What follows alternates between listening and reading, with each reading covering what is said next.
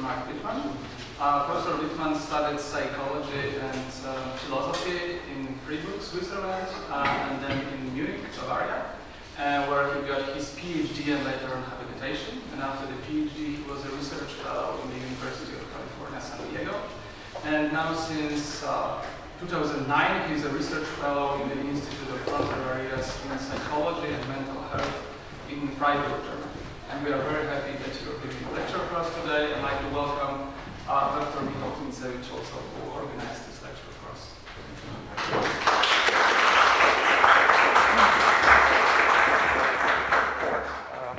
Well, thank you for the introduction, and thank you, Michał, for inviting me. It's a great pleasure being here. So this is the title of my talk. So I'm a time perception researcher, so I'm interested in how we as humans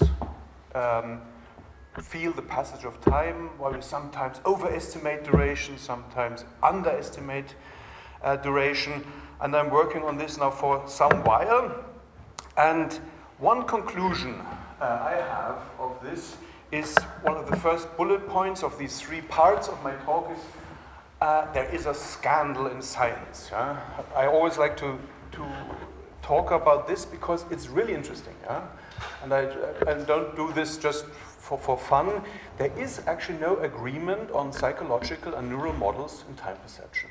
If you looked at different mental faculties, vision, hearing, memory, motor processing, whatever you would look at, and you would take a textbook and compare different textbooks, you would find some sort of general agreement of what researchers have found, and this would be something like the basic knowledge of humankind, on, let's say, memory. But in time perception, if at all you would find an entry in a textbook, it would vary totally different from textbook to textbook depending on the researcher who's doing this research. And I will, first part of my talk, try and show you why this might be the case, why it is so difficult to agree on how we perceive time, estimate duration. And then in the second part of this talk, I want to give my answer. So I add another idea on how passage of time is created in the brain and how we psychologically perceive time.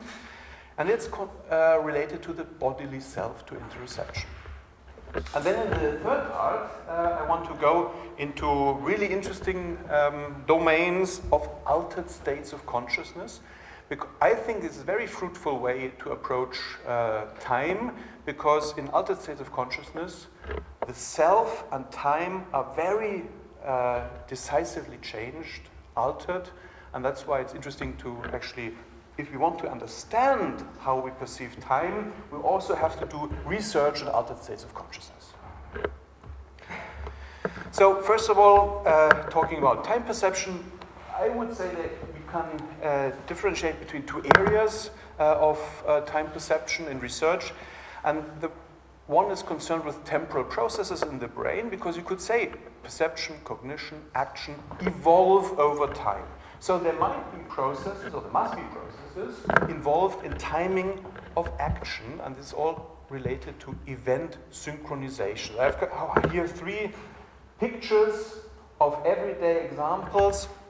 Let's say shooting bow and arrow, important for the survival of Homo sapiens, to have millisecond timing accuracy when hunting. Of course, timing accuracy in dancing, if you're too late or too fast with your steps, you might step on the shoe of your partner. And music, of course, is also the perfect example of why timing matters, because if you're out of sync or in sync, you have a total different experience. But also, and this is also a very important part here in my talk, is time is an experience. And I think it's key to understanding also cognitive processes and emotional states, and I will talk about this. There's also a differentiation of time scales important. That the first three examples here on the left, we are talking about millisecond timing, but here on this, I took this from the Wikipedia page, English, on boredom, and you really see how time matters for a person. So first of all, textbook knowledge, some sort of psychology. So if we talk about time perception, there is at least one important distinction you have to make, and that's on the time perspective you're talking about. And there is one, the retrospective time perspective, so looking back at time intervals that have already passed. And there important are memory contents, or the amount of changing experiences. So if you have a time interval vacation with a lot of activities, a weekend full of exciting stuff that happened, and you look back, you have a feeling of a long weekend. But if you have your everyday routine, these 2 days might totally seem very, very short because there's nothing in memory. Yeah? So this is the retrospective perspective related to memory. And this can last, we were talking about time ranges of minutes up to the whole life, yeah? When you look back on your life. But I'm today talking more about the prospective time perspective, where you could say, I am presently experiencing time. And there, very important is that the distinction between everyday knowledge, this is of course, either we attend to time or we are distracted from time. If we attend to time, I'm waiting for the bus that is not coming, then time passes slowly, I overestimate duration, or I'm distracted from time, have a very pleasant, interesting conversation, and then time passes very quickly. So that's a very classic thing. Attention to time versus distraction from time totally changes our subjective estimate of duration. But there, what I call mystery of subjective time, to what do we actually attend if I say we attend to time? Well, if I look around, there is no time. So even if I look at the clock, this is not time, this is some moving entity, something is moving there, but that's not time. So what do I attend to time? And this is the mystery we're talking about. So again, textbook knowledge from psychology, cognitive science. This is not how time will probably function in the brain, yeah? But what I'm showing you, this cognitive model of time perception, is an excellent heuristics to understand subjective time. So what this cognitive model says is there is a pacemaker sending out pulses that are accumulated in this accumulator, and the amount or the number of pulses accumulated defines subjective duration. So in 8 seconds, there are more pulses collected than in 4 seconds, so that makes a difference. But also only if we actually attend to time, there's something like a switch and a gate, the classic cognitive model, only then pulses are fed into the accumulator. So explaining, if we attend more to time in the waiting situation, more pulses accumulate. So in this situation, then time subjectively expands.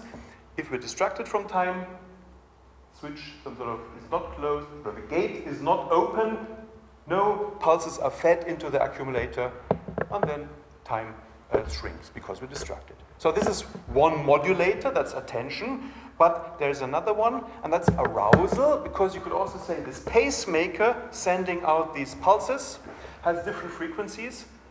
And in bodily arousal situations, more pulses come out and are accumulated. So in an arousal situation, typically, subjective time relatively expands. And this will become later more important when I show you more data, but I just want to show you this classic standard model of cognitive science.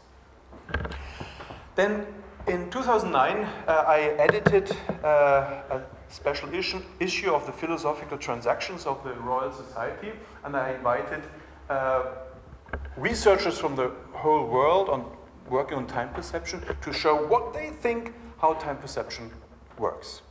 And what you see here is, and I don't go into all these different things, but I just want to show you how the divergence of models, you can just read it for yourself. I just showed you the pacemaker accumulator model, but there are many more functional models of how we perceive time, and also relating to where in the brain time is processed, so the locations. You see all these names, it's just name dropping now, yeah, but you could basically put the whole brain together if you just used all these different models. Basically what this is showing, this slide, is there's no agreement on processing models and no agreement on neural substrates in time perception. And I will add one more model in my talk.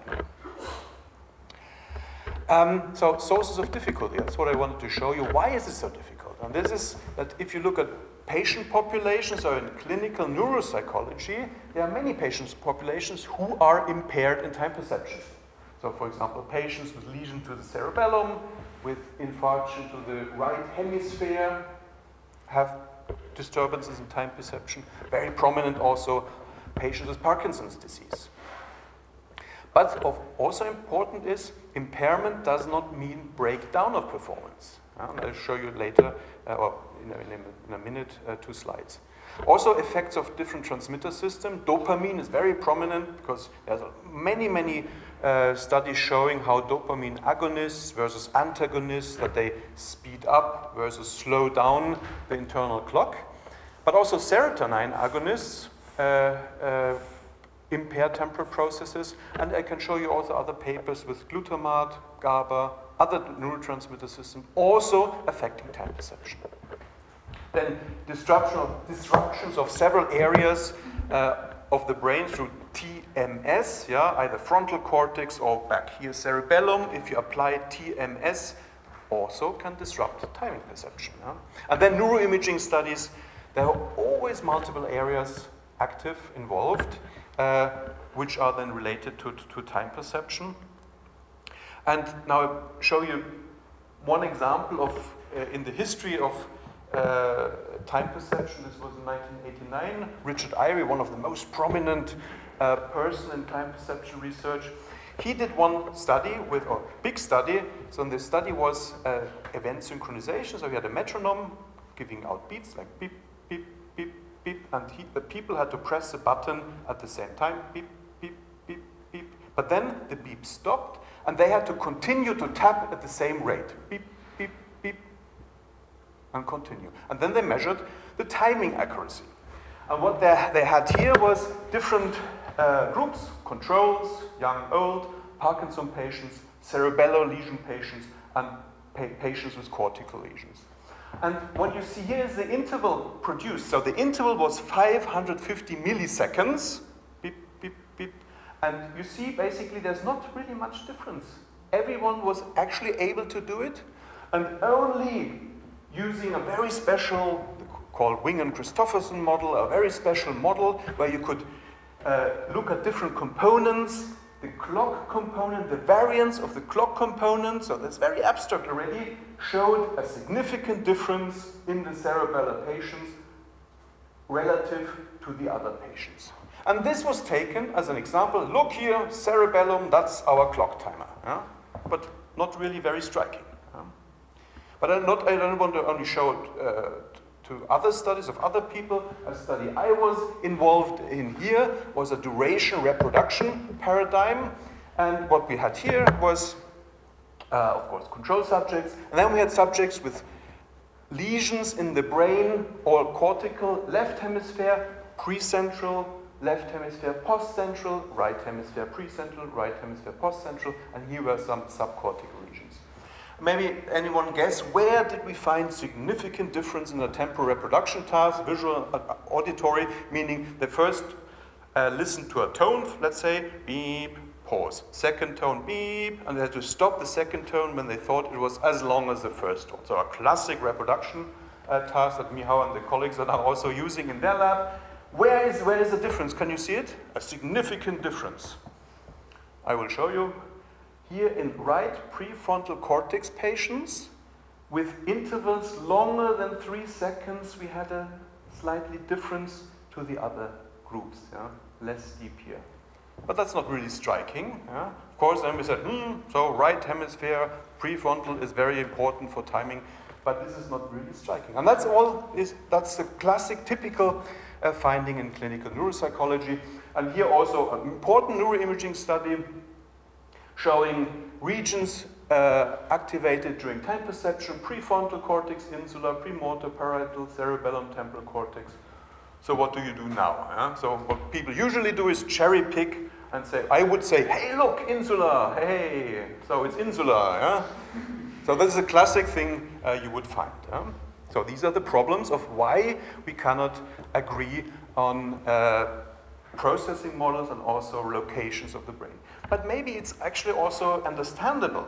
I just showed you earlier on this cognitive model here with this part, but of course also there is working memory, reference memory involved. So I first have to listen to one tone, then later I have to compare this one, which is already back in time. So working memory is on. I have to do decision processes. Maybe if I do this, tapping, there's also motor control involved. So any one of these different processes not necessarily involved in a core time mechanism could affect timing. So that's also an answer of why it is so difficult to find the core timing mechanism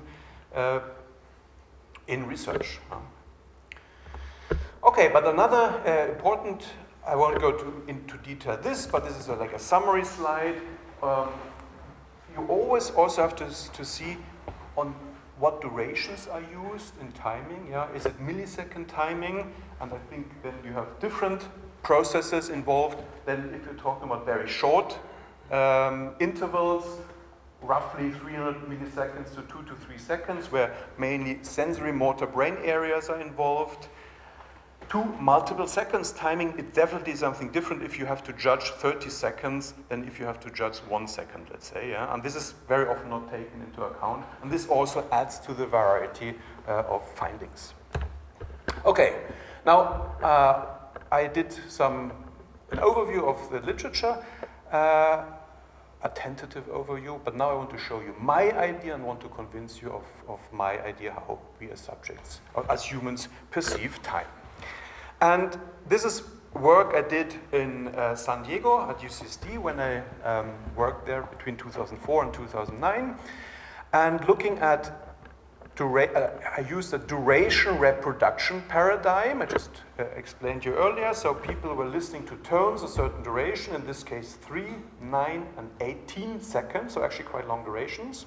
They listen first to a tone with this certain duration, then the pause, then a second tone, and people had to stop the second tone when they thought it was now as long as the first one. So you can really millisecond timing, can look at millisecond timing processes. And I could go into the details of all the setup, but if you're interested, we can talk about this later. What I just want to highlight you now is the results. In the encoding phase, so the first stimulus, they had to listen to the stimulus, which they had later to time with a button press. You saw a very prominent increase in activation in the posterior insula, which increased up to the end of this, roughly up to the end of the stimulus, and then broke down. So an increase of activation in 9 seconds. And the same thing with 18 seconds duration. Again, an increase of activation, left and right hemispheric, posterior insular, increasing until the end of the stimulus when it broke down. And in the reproduction phase, here the 9-second reproduction, more anterior parts, so also anterior insular, left and right, but also SMA, inferior frontal areas. You have roughly 10 seconds before the end of the stimulus, you have an increase, which then goes into a decrease just shortly before the button press. And the same for 18 seconds. It's much more jittery with 18 seconds, but you have roughly the same thing, an increase somewhere around 8-10 seconds going up and then going down. It's not so nice there in the 18 seconds, but what you could say is maybe there's a build-up of duration representation in the posterior insula while people are listening to these long stimuli, and then the temporal reproduction of duration representation built up in the encoding phase, first stimulus, then in the anterior insula when you have to judge the duration. So posterior, anterior insular differentiation between the two phases in the temporal reproduction task. Okay, what is now the insular cortex doing? So this is now again textbook knowledge, and you could say the insula represents physiological conditions of the body. It's important for the homeostatic regulation of physiological needs. If you feel thirst, hunger, temperature, pain, etc., something you want to scratch yourself, this is all insular activity. You could say the primary cortex for interoception. but also important if you think about the James Lange theory or Antonio Damasio's somatic marker theory. These physiological states are also the basis for for complex human emotions. And there are a lot of different studies, neuroimaging, lesion studies showing how physiological needs are related to insular cortex, emotions, but also complex decision making.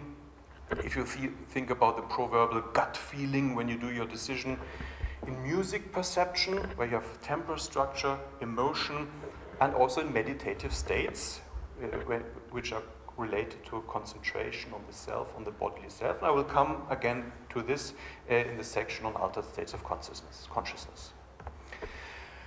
According to Bud Craig, you could say how is the insula really functioning is that you have a topographic organization in posterior to anterior direction, meaning you have a stepwise integration of the body signals coming to the posterior insula and stepwise integrated with cognitive, social process, motivation, which culminates in the anterior insula, where you then have an awareness of the complex cognitive emotional states.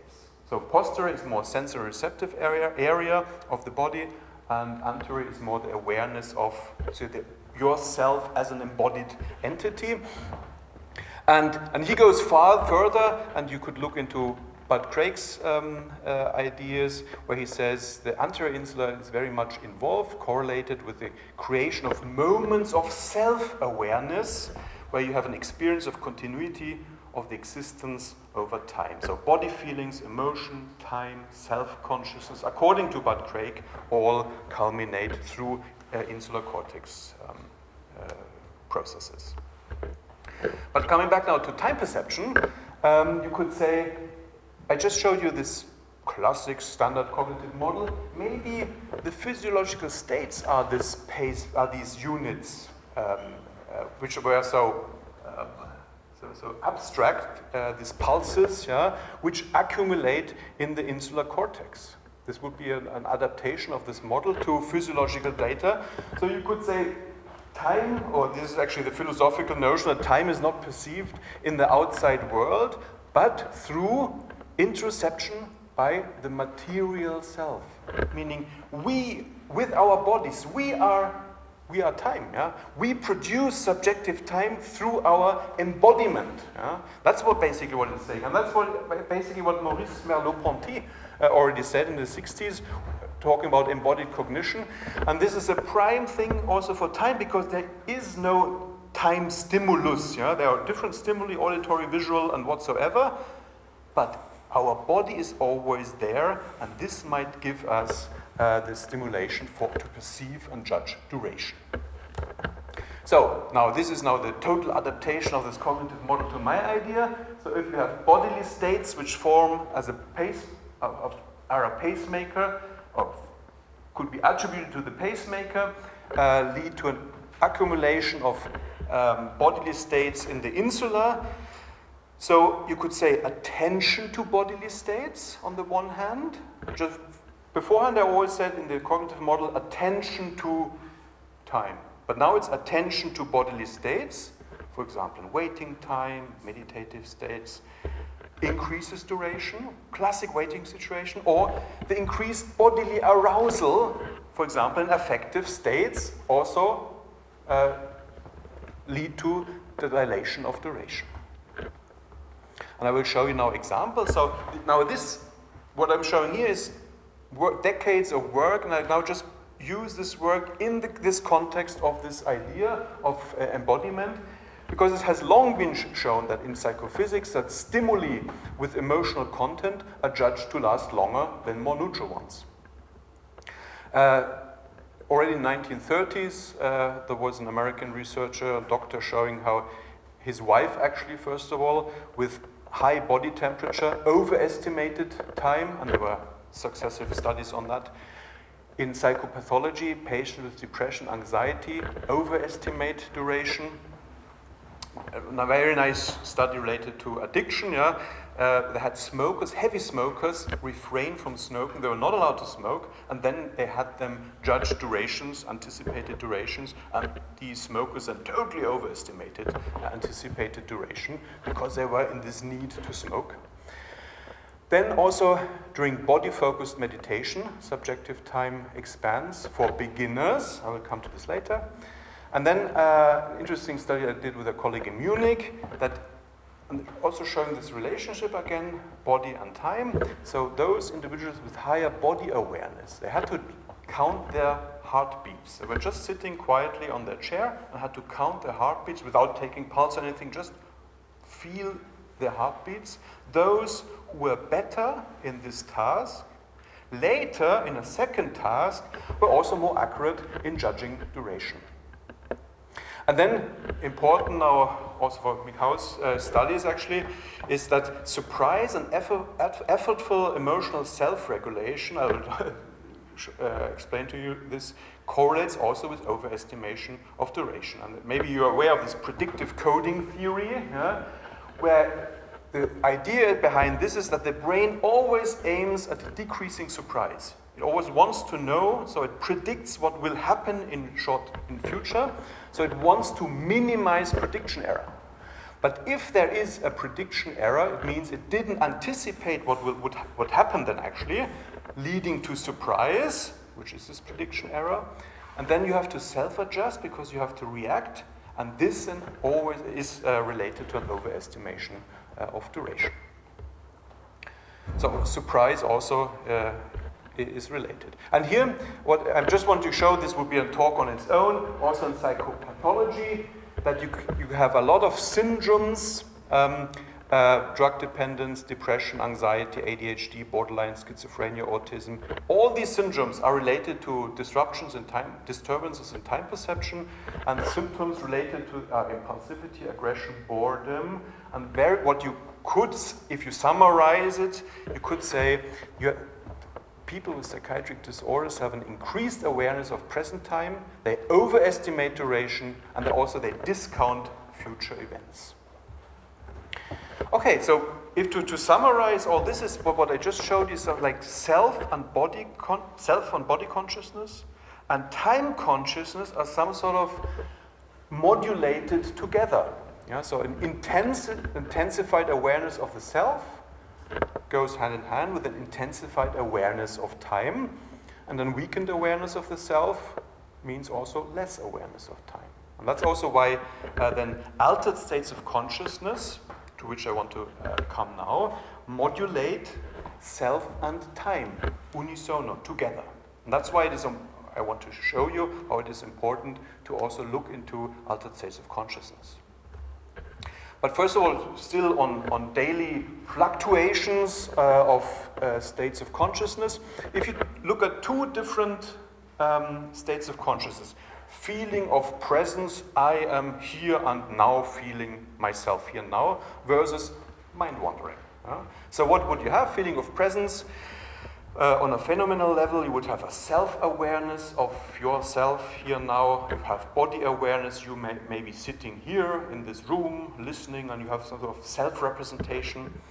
And mind wandering, on the other side, as an opposed state of consciousness, would be getting lost in thoughts, having memories, future plans. Oh, what I'm doing tonight? Yesterday this and this happened. And you get lost in thoughts, and you don't feel yourself. On the neural level, you might say, okay, it's the interoceptive system, including insula, is active.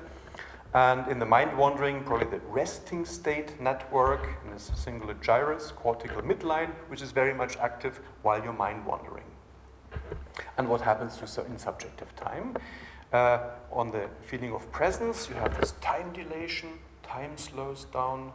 And in mind wandering, actually what you have, and that's actually why people very often mind wander, is because time contracts, time speeds up, especially in waiting situations. So again, still every day, if you look at the flow, what is flow? You're absorbed in an activity that is some sort of still, where you still have to show that you can master it, but it's not too much and it's not too low, this activity. And what you have is typically a loss of sense of self and also no feeling of time. Oh, it's already 10 o'clock or something. Oh, it's light or dark again. Yeah? This is a classic thing of the flow. You're totally losing a sense of yourself and of time. On the extreme other side, you have boredom, waiting time, and that is a particularly intensive self-awareness. So there, in flow, you have no sense of time and self, and in boredom, you have a negative sense of yourself and of time. Time drags, it doesn't want to go on. So again, self and time are modulated together.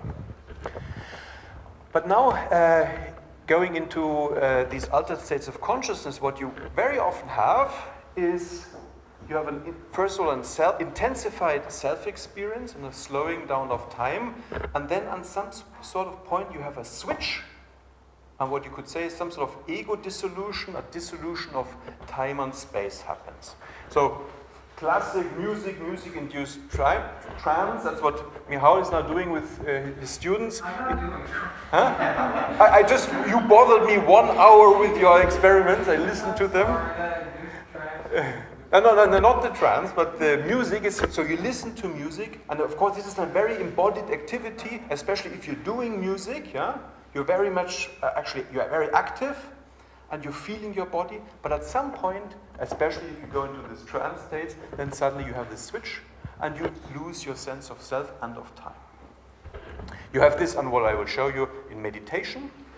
Sometimes people in mystic states, in drugs, hallucinogens, you can find this. There's a lot of research on this now, starting everywhere, also in London and in Zurich already for the last decades, but also in psychopathology, in epileptic seizures, you have these findings.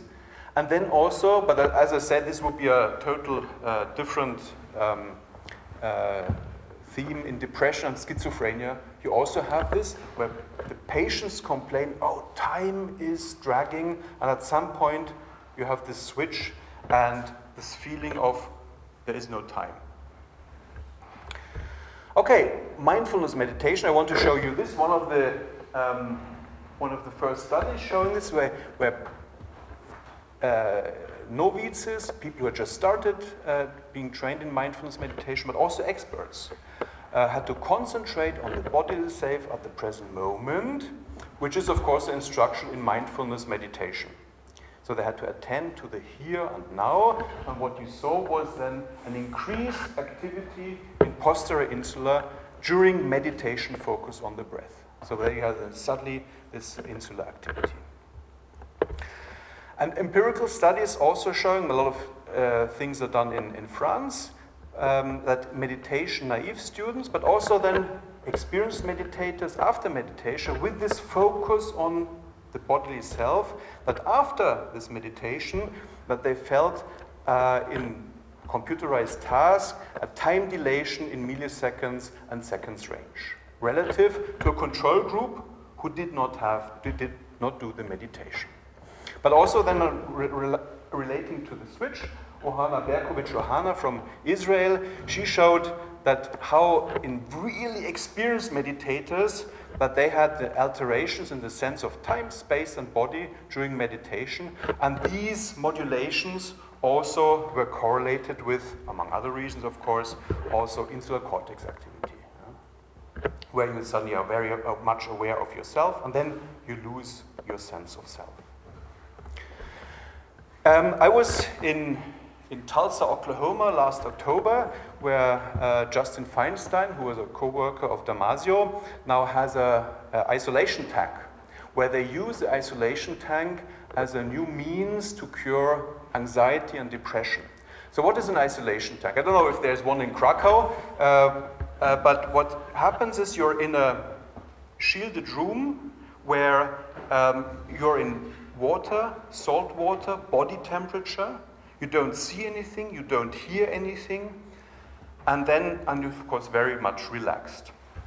And what happens, so you have no stimulation from the external senses, except of course your bodily sense. And what happens prospectively is, at the moment, at the beginning, you feel the slowing of time, you feel yourself, but then retrospectively, when you come out, you have a shortening of time or loss of time because there's no memory entry. So remember my introduction at the beginning between prospective and retrospective time.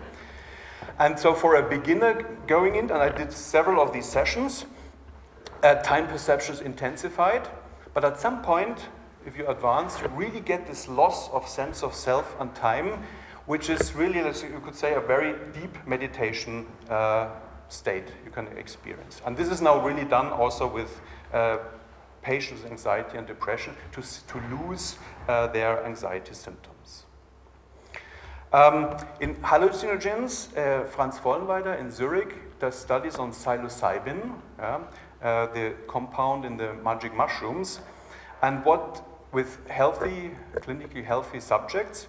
And what you there have, if you ask the people after the exposure with subjective scales, validated scales, is that you have a strong item correlation between what people feel ego dissolution, a dissolution of time, and a feeling of disembodiment.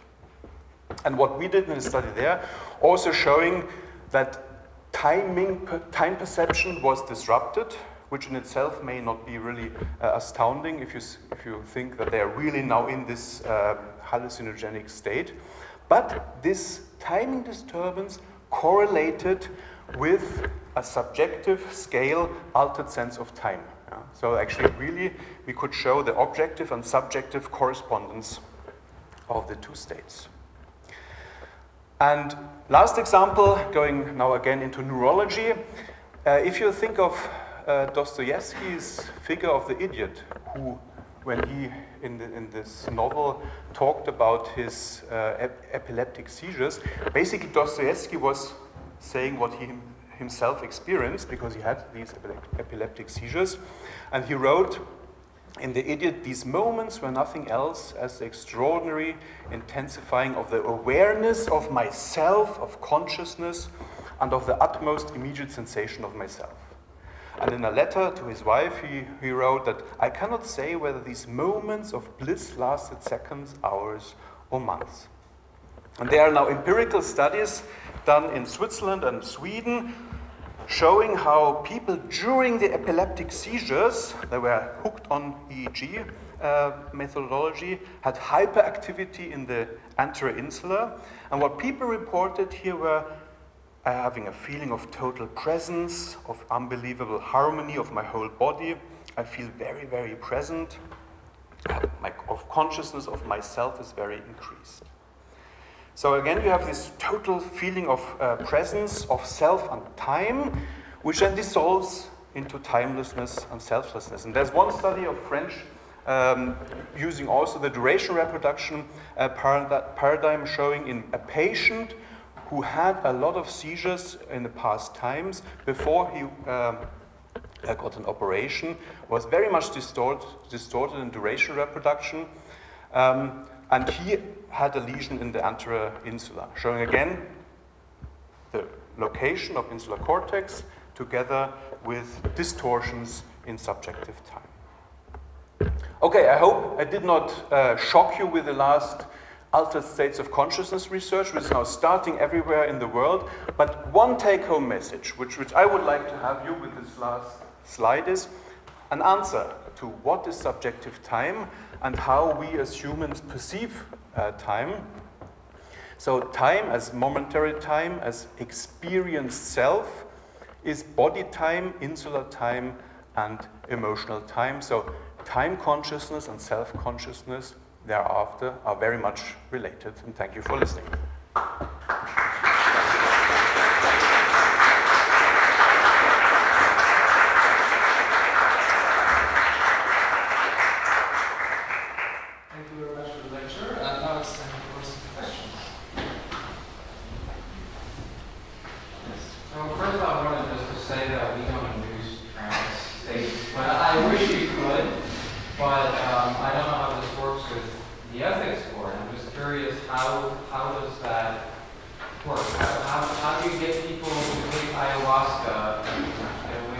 Well, music-induced trance would be easy. Huh? I did this actually once in a workshop with a musician, and you don't even have to be proficient in music. Huh? What they had were all these different instruments, percussion instruments, yeah, rattles, something like, and everyone got, we would be here, everyone would get this, and we would just start with a certain rhythm, different instruments, and this just provokes something really extraordinary, because first of all, you're involved, you're doing something, and you're listening, and it really gets into, and you really get into some altered states of consciousness, and you... People go to raves and listen to that? Yeah, sure. Ask your students, they all... Ask us, they know it anyway. Of course, but that's, I mean, this is no problem at all, but this is easily done, yeah? So this goes through any ethics committee. I mean, if you have a musician, if you're playing an instrument, yeah, and while you're really absorbed in playing the instrument, you have these states of consciousness.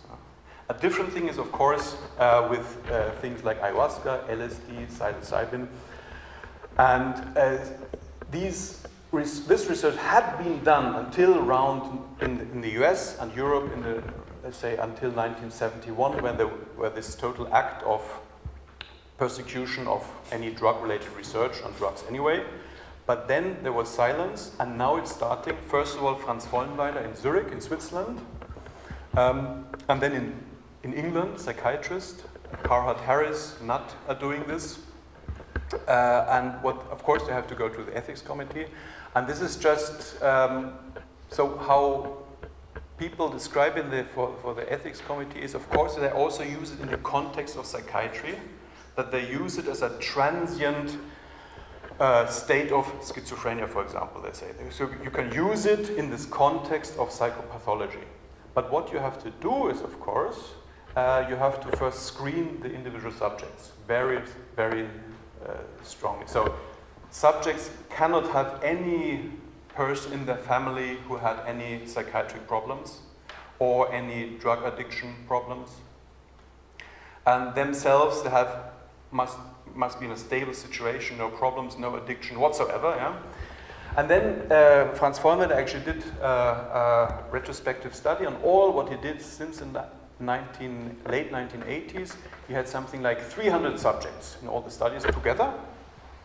And they had only one case where the person really, let's say, freaked out and got really into a bad horror trip, yeah? Which, of course, because it is in this psychiatric setting with medical doctors, could be treated, so he could be calmed down with Valium or something. And later, actually, also had to go into psychotherapy. Yeah? And because that's actually what people, again, think is through LSD, you can get some sort of subconscious processes that come up suddenly, and then you're exposed to them. So in very rare cases, it is problematic. Yeah. I can just add a bit with the subgroup in cognitive science and Krakow, we got new concepts today. Yes. But they're not technical concepts. Maybe we should do some research on it. We can do it. It's an important area. Well, thank you for a great talk. It's a pleasure to have you here. And I'm a memory researcher, so for me, the relationship between time perception and autobiographical memory is of great interest. So my question is, and I will paraphrase the title of the book of Zintegrowany. So what will be your answer for the question, why the time speeds up when we get older? So how do you see the relationship between time perception here and now and long-term memory, remembering our past? Because this is something I have in my mind for quite a long time, and maybe this is also the way how I won't fight with time pressure. Every year I start asking this question, and I think, so my second question is, could you tell us a little bit more about studies relating to the relationship between, for example, time perception and autobiographical memory in general? Maybe, or maybe this is something we need to start doing. You need to start doing it. Because so first answer is, so the idea is that, as I showed you, retrospective time related, as you said, to autobiographical memory.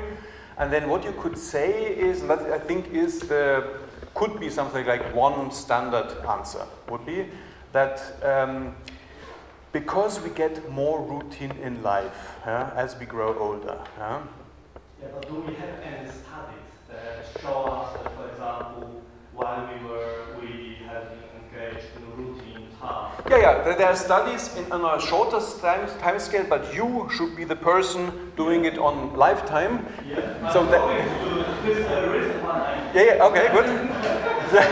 So what there are, I can give you the literature. There are studies, for example, on holiday, or the week of holidays. An Israeli group showing the longer the holiday lasted, the quicker subjectively the days passed. Yeah?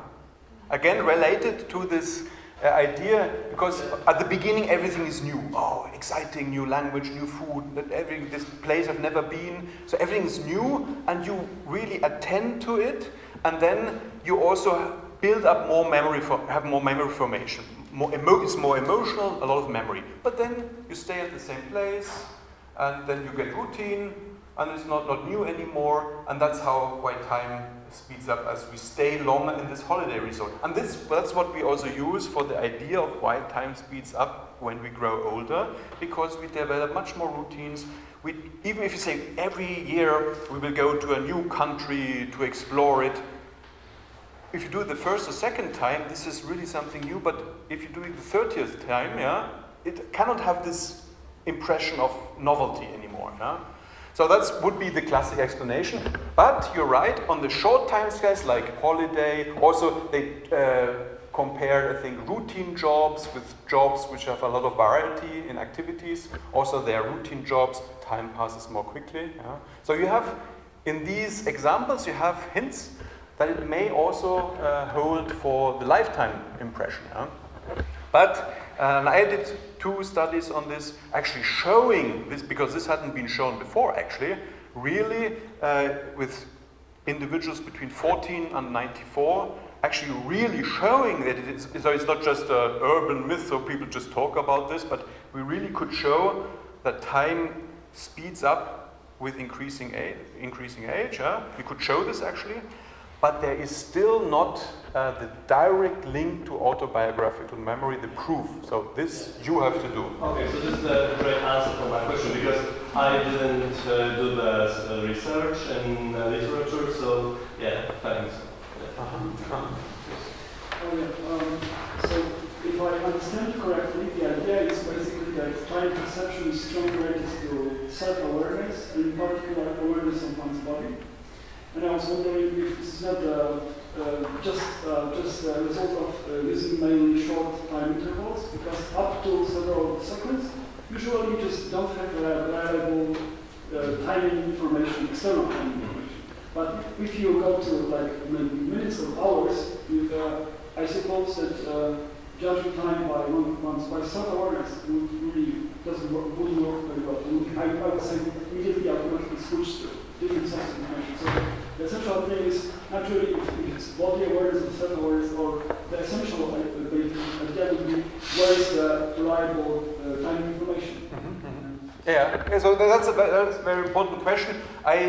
Earlier, one of the slides I showed different time scales, millisecond timing, then up to a few seconds, and then many seconds. But of course you can add more time scales, and I think what it's all about, it's not so, although there are also studies showing how insular processes are also involved in millisecond timing, but I would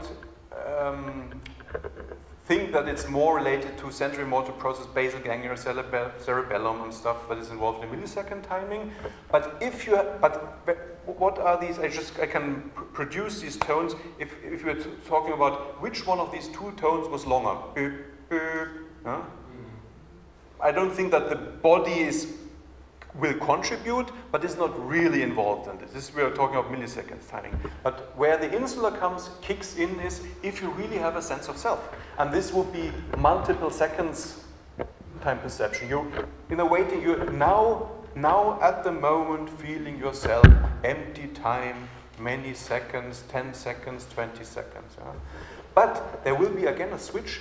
If it exceeds, I would say, working memory span, 30 seconds, 1 minute, 2 minutes, then again something else will happen. Yeah? So if we are talking about several minutes, already then memory processes will be very strong. Yeah?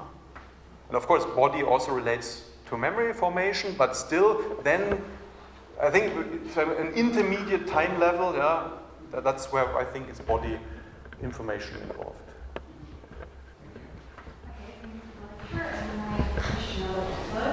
So you said that in a state of flow is kind of lack of feeling the time. Papers suggest also that there's kind of change in perceiving space. So what are your intuition or knowledge about it? Is it because people tend to perceive time as a space, or just stop perceiving time, so the spaces become like alone and also more clear? And why? Are there any neurological regular knowledge we can research? Don't you have heard about the connection between space and time? Yeah, because... How you perceive the space during the flow? Yeah. I left out the topic of space now entirely, that's true. But of course, you could, even in altered states of consciousness, very clearly, if you lose your sense of self, time, you lose your sense of space, of your surrounding where you are. So this is correlated. But also on a more basic level, I think what we normally, so even in metaphors, oh, this was so long, is already a spatial metaphor when I refer to time. So I'm waiting for the bus, oh, it takes so long. Long is already a spatial metaphor. So we immediately use spatial metaphors to describe time. We have no other means actually to do that. So we have an immediate translation from time to space. And this can also be shown in neuropsychology, that if people have a problem in spatial resolution, then they also have sometimes problems in timing. So time and space are very intricately related, and it's not so easy to differentiate them. So you can divide this like some way. So if we have a lack of filling the time, there's also lack of filling the space. So we kind of divide it. Yeah, I mean, it's probably already. So you have Henri Bergson, for example, the philosopher. He said that you have this immediate feeling of time, this durée, which is only then later translated into spatial metaphors. And this is actually also what neuroscientists some sort of think, that at some point you have at some stage you have this immediate processing of time related to time of neural processes as a first step, and then in a later step you also translate it into spatial metaphors. And what you of course do with the Cartesian system, where you have t on the x-axis, this is already a spatial presentation of time. But how else can you do it? So I think they are, on a very basic level, space and time are some sort of different. But if you want to cognitively use time and speak about time, then suddenly they become very close again. I think it's very, maybe I also avoided this because it becomes very complicated. But I know of studies of people with right hemispheric problems who only have direction to the right field of vision, or right space actually, so they don't see the left space. If you ask them, they also have problems remembering the past. This is a study I read. Why? Because what past is on the left, for me now, past is on the left, future is on the right, that's what we have, And so now suddenly, if I have a spatial disturbance to the left, my past is also gone. I can look it up, I can look it up.